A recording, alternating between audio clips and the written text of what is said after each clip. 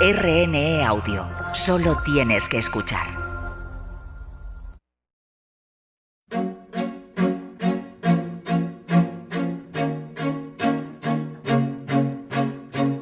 Voces que incluyen con Eupropio Padula. Radio 5. Buonasera, amigos y amigas, y bienvenidos un día más, un domingo más, aquí, en Voces que Incluyen, nuestro programa en Radio 5 de Radio Nacional dedicado a la diversidad, la inclusión, a la igualdad y a los derechos humanos. Hoy nos centramos en nuestro país, en una de las cosas, en una de las referencias mundiales pocos conocidas, pero es clave, que tenemos en España, la referencia mundial en materia de trasplantes y donación de órganos. Detrás de cada intervención hay mucho más que una operación quirúrgica. Existe una compleja red de coordinación, profesionales sanitarios, sistema de transporte y protocolos de seguridad que hacen posible que las personas tengan segundas oportunidades. El llamado modelo español se estudia en numerosos países por su eficacia. Se basa en una estructura de coordinación nacional, autonómica y hospitalaria, que permite que cuando aparece una oportunidad de donación, decenas de profesionales trabajen de forma sincronizada para que un órgano llegue al paciente adecuado al menor tiempo posible. Los datos más recientes vuelven a confirmar el liderazgo de nuestro país. En 2025 se realizaron más de 6.300 trasplantes, una cifra que mantiene España a la cabeza mundial en esta materia. Además, continúan desarrollándose nuevas estrategias para aumentar las oportunidades de trasplante. Y detrás de las estadísticas hay historias personales. Personas que han visto cómo una enfermedad condiciona su vida y que gracias a la generosidad de una persona donante y al trabajo de todo el sistema sanitario han recibido una segunda oportunidad. Historias que ponen rostro humano a unos datos que por sí solos no alcanzan a reflejar la dimensión real de los trasplantes. Hoy queremos conocer ambas perspectivas, la institucional y la humana. Nos acompañan Beatriz Domínguez Gil, directora de la Organización Nacional de Trasplantes, y Marta Lafuente, receptora de un trasplante de páncreas y riñón. Hoy en el control, Mercedes García. Empezamos ya.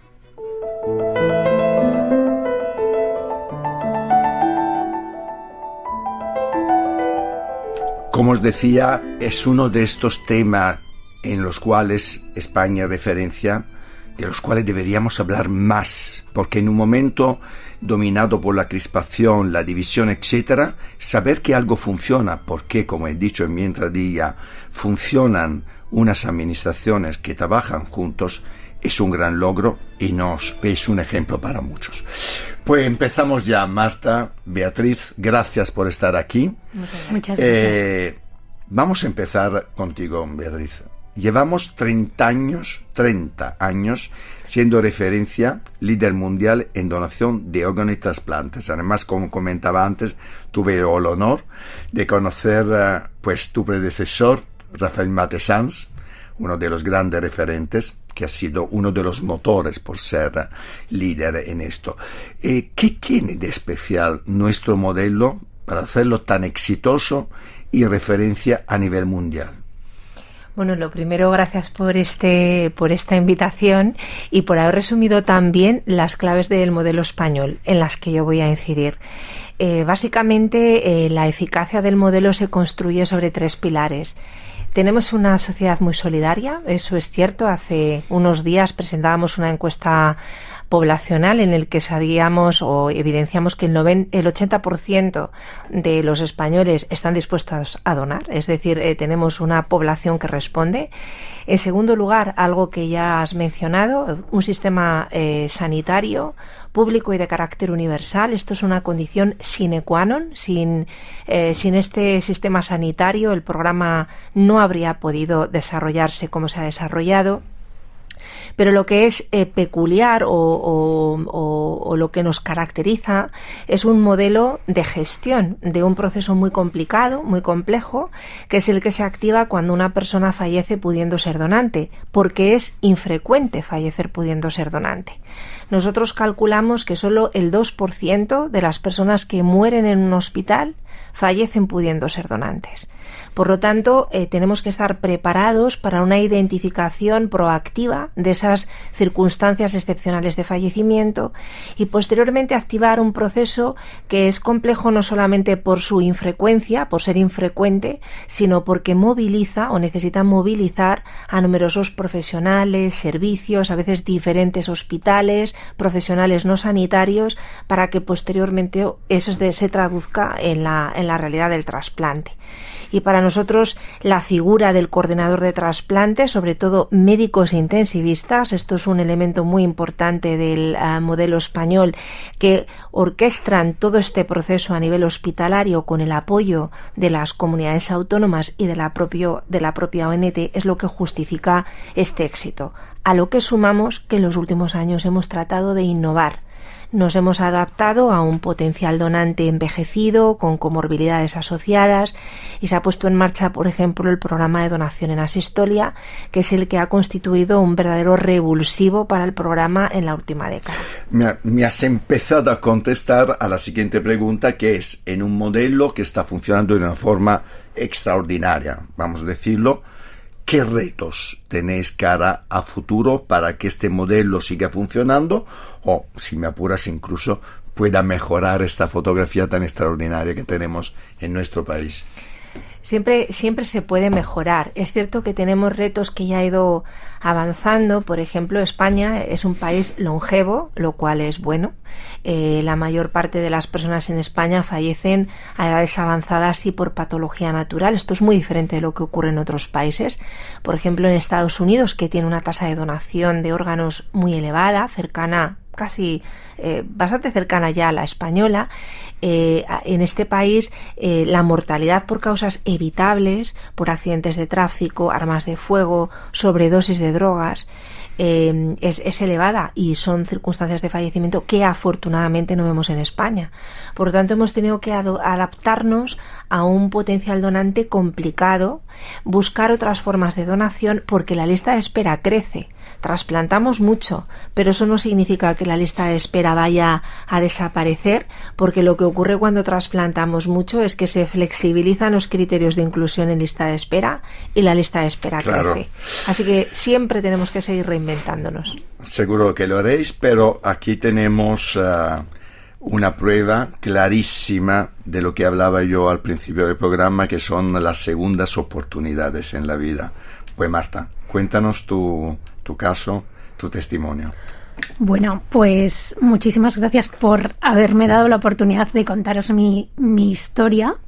Mi historia comienza cuando a mí con 5 años me descubren una diabetes, y esa diabetes durante 40 años me ha ido haciendo pues un poco de daño en sistema nervioso, en venas, arterias, toda la periferia. Y me dañó mucho un órgano que fue el riñón. Entonces yo hace 3 años entré en diálisis, yo tenía 42 años. Wow. Fue como un jarro de agua fría, porque bueno, yo soy una persona muy activa, con una vida laboral activa y demás, y de repente la vida te para en seco y te cambia de un día para otro, porque yo, de una revisión del endocrino, un día a la semana siguiente el nefrólogo me dijo: tienes que entrar en diálisis porque tu riñón no funciona. Entonces, bueno, he pasado 3 años en diálisis, de los cuales casi 2 estuve en lista de espera, porque a mí me trasplantaron el páncreas y el riñón. Y el páncreas es un órgano complicado de trasplantar, muy complicado. Entonces, bueno, ese fue el motivo por el que yo estuve. Tengo que decir que soy muy afortunada porque solo estuve 1 año y 8 meses, pero sí que es verdad que ese año y 8 meses pues he estado en diálisis para mantenerme, claro. Y bueno, yo supongo que es una pregunta que te habrán hecho muchas veces y que probablemente se hace a todas las personas trasplantadas. ¿Cómo fue el momento de la llamada? de la llamada que la vemos en todas las películas, en todas las series, ¿no? Dedicadas a la salud, a hospitales, al sistema sanitario. ¿Cómo fue ese momento en el cual recibes esta llamada que te devuelve la esperanza, que cambia la vida? Bueno, yo tengo que decir que antes del trasplante me llamaron 2 veces y en esas 2 veces el páncreas no estaba bien para trasplantar. Entonces yo fui al hospital las 2 veces, me hicieron todas las pruebas, el preoperatorio y demás, y cuando los cirujanos que te trasplantan el páncreas lo vieron, me dijeron que me tenía que volver a casa porque el páncreas no estaba bien. Así que la primera vez que fui muy nerviosa, como con mucha ansiedad y demás, y tengo que decir que me trasplantaron a la tercera, pero la tercera vez fui muy tranquila, porque iba convencida que tampoco iba a ser. Entonces, bueno, fue el 14 de febrero del año pasado y era un viernes normal y corriente. Yo estaba haciendo la compra semanal y recibí una llamada que me dijeron: el helicóptero acaba de salir a buscar unos órganos que quizás te valgan. Estate pendiente, que lo mismo tienes que venirte al hospital. Así fue, yo terminé la compra, organicé todo en mi casa y demás, y a las 11 de la noche la coordinadora de trasplantes me llamó y me dijo: vente al hospital. Ahí me empecé a poner un poco más nerviosa porque tenía un sentimiento de que sí, pero que no. Y bueno, pues nada, llegué al hospital y un engranaje absoluto. O sea, yo entré por urgencias porque ya era de noche, dije que venía un posible trasplante y todo el mundo, o sea, nefrólogos, coordinadora de trasplantes, médicos, enfermeras y demás, me empezaron a preparar. A la 1:30 de la mañana me dijeron que los órganos eran para mí y a las 3:30 de la mañana entré al quirófano. Y aquí estás. Y aquí con estoy. Unos ojos que iluminan este estudio de energía, de vida y de todo. Pues Beatriz, yo creo que Marta ha dejado muy claro este recorrido, ¿no? Que se hace desde cuando llega la llamada a cuando se opera. Me interesa mucho saber, porque España es el país, hemos dicho, referencia mundial en el trasplante. ¿Qué podemos hacer, qué podemos decir, qué podéis las dos decir para que los que tengamos dudas en relación a poder ser donantes, pues perdamos este miedo a poderlo ser? Porque al final no hay casos como el de Marta, sino hay personas, familias, que deciden que podemos ser donantes. Pues efectivamente no hay ninguna intervención médica como esta, porque no solamente depende de la capacidad técnica de poder hacer un trasplante, sino de disponer de algo único, insustituible, que es un órgano donado bien en vida, bien tras el fallecimiento.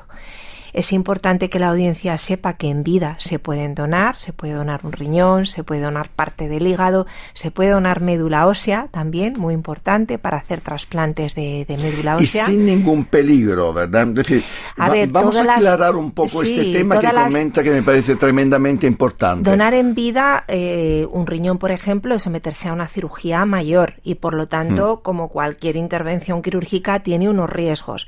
Lo que pasa que normalmente estamos hablando de personas muy seleccionadas por su estado de salud y por lo tanto las posibilidades de que tengan una complicación grave relacionada con esta cirugía son muy reducidas y además son personas que van a ser seguidas de por vida. Sobre todo en el caso de los donantes de riñón, las personas que donan un riñón pueden hacer una vida normal con el riñón que les queda, pero evidentemente tienen que llevar ciertos hábitos de vida para garantizar que la masa renal remanente no se deteriore a lo largo del resto de su vida. Entonces, siempre conlleva un riesgo, pero son riesgos, digamos, controlados y bien evaluados antes de proceder. Es un proceso en el que el principal objetivo es garantizar la protección de la persona que dona, además de garantizar el éxito del trasplante.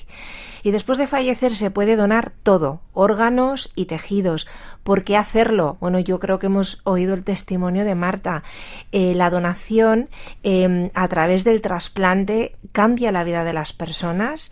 Hay personas como Marta, que tiene la opción de la diálisis o del tratamiento con insulina, hay trasplantes que no tienen alternativa terapéutica, como el hígado, el corazón, el pulmón, es decir, es el trasplante o el fallecimiento. Y en el caso del trasplante de riñón o de páncreas, hablamos de un cambio absoluto de expectativas de supervivencia y de calidad de vida. La integración de esa persona en su vida personal, social, laboral, se puede conseguir mucho mejor con el trasplante que con las alternativas disponibles, insisto, cuando existen.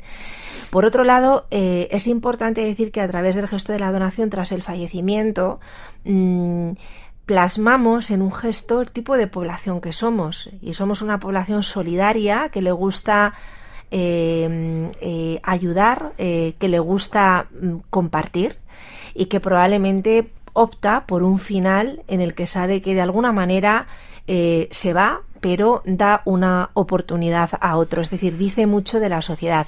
Y muy importante, en el caso del trasplante renal se contribuye a la sostenibilidad del sistema sanitario. Esto es un factor muy importante dado el elevado coste de todas las opciones terapéuticas que tenemos disponibles.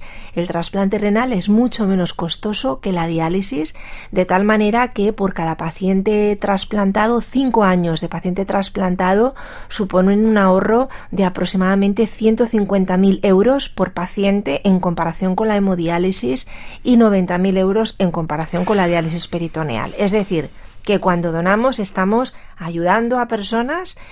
Una sola persona puede regalar hasta 56 años de vida gracias a la donación de sus órganos tras el fallecimiento, pero además contribuimos a una sociedad mejor y contribuimos a sostener el sistema sanitario. Y Marta, este trasplante te han cambiado la vida.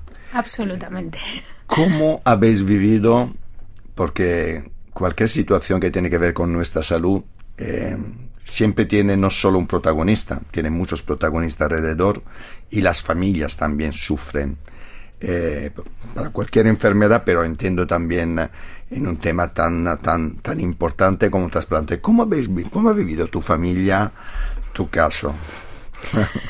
Bueno, la verdad es que yo soy gallega, entonces mi familia vive en Galicia. Es verdad que mi familia cercana, mi pareja y demás, vivimos en Madrid, pero te puedes imaginar cómo es la situación de una madre a 600 kilómetros, sabiendo que su hija se hace diálisis todas las mañanas en casa, porque yo me hacía un programa que es hemodiálisis domiciliaria, que para evitar ir al hospital 3 días a la semana me lo hacía en casa.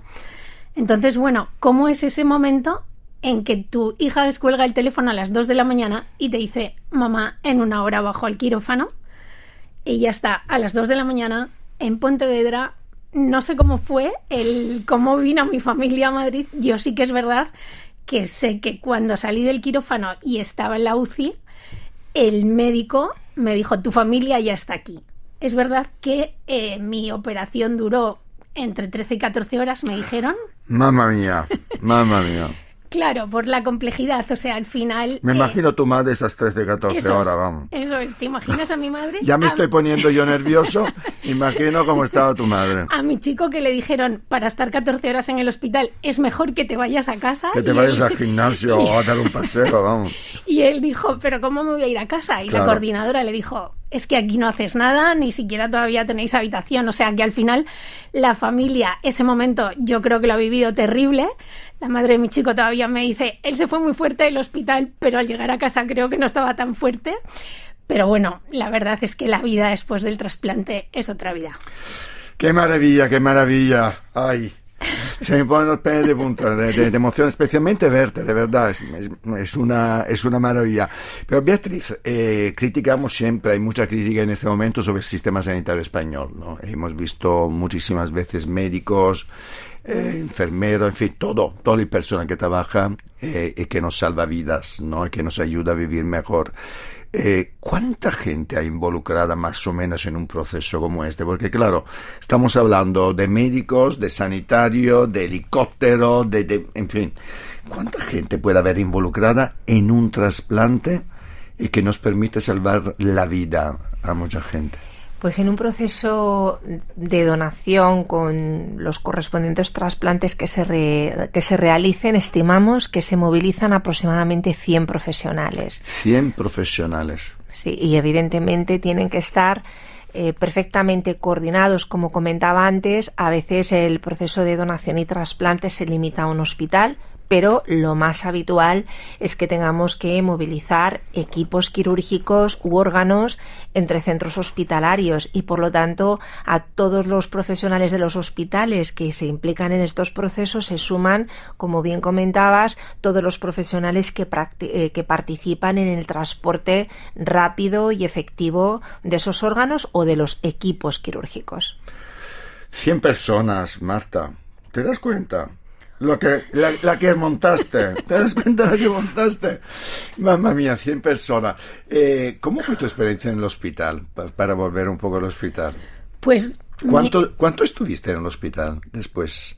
Es sorprendente porque es verdad que cuando me dicen que los órganos son para mí y que voy a estar, pues eso, 14 horas en quirófano y demás, tienes sentimientos encontrados, no sabes si quieres quedarte siendo diabética, insulina y diálisis para toda la vida. Tuviste miedo, supongo, mucho también, miedo. mucho miedo. Mucho miedo. Recuerdo que la coordinadora me dijo, entiendo tu miedo porque es mucho tiempo de operación y entiendes los riesgos, pero piensa que si sale bien, tu vida va a ser Te cambia la vida. Nueva.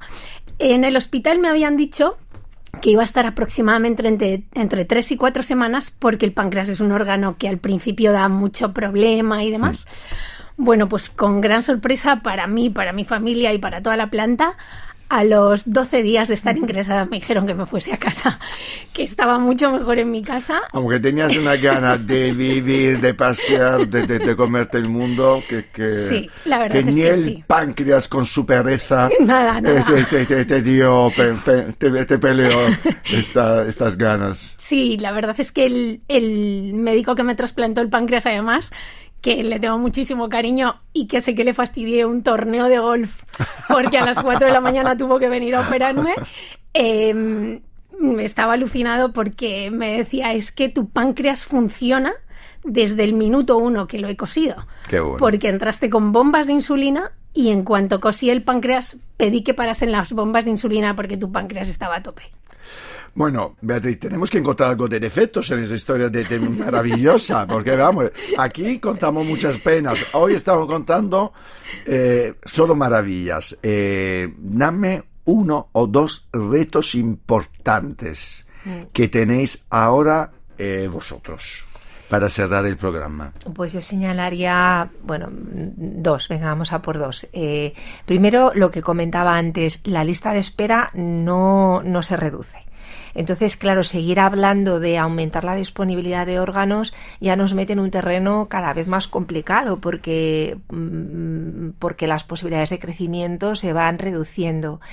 Nosotros hemos adoptado una estrategia para los próximos años en la Comisión de Trasplantes del Consejo Interterritorial en el que decimos, vamos a crecer con una serie de medidas, entre ellas ampliando el pool de hospitales y siguiendo expandiendo la donación en asistolia. Pero una asignatura pendiente, que yo diría que es una asignatura importante, es la donación de vivo, de la que antes hablábamos.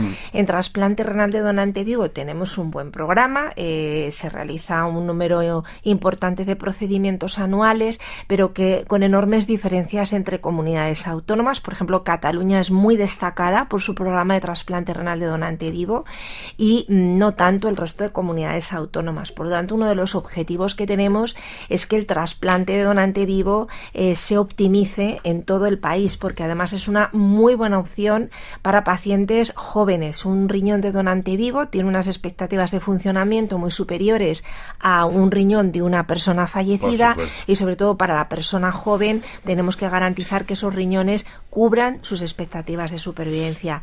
Y si me permites, los resultados del trasplante. Los resultados del trasplante. Nuestros pacientes necesitan inmunosupresión de por vida. Ojalá consigamos un futuro en el que no necesiten esa inmunosupresión. Pues muchas gracias, Beatriz Domínguez Gil, directora de la Organización Nacional de Trasplantes, y Marta Lafuente, receptora de trasplante de páncreas y riñón. Gracias por tu testimonio, por llenar este estudio de tanta luz y esperanza. Bueno, y a vosotros, qué deciros, espero que os hayáis emocionado como yo durante todo el programa y nos escuchamos de nuevo el próximo sábado, aquí en Voces que Incluyen, en Radio 5, Radio Nacional de España.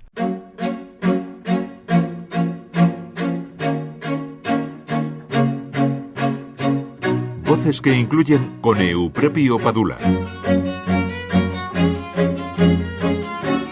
Radio 5.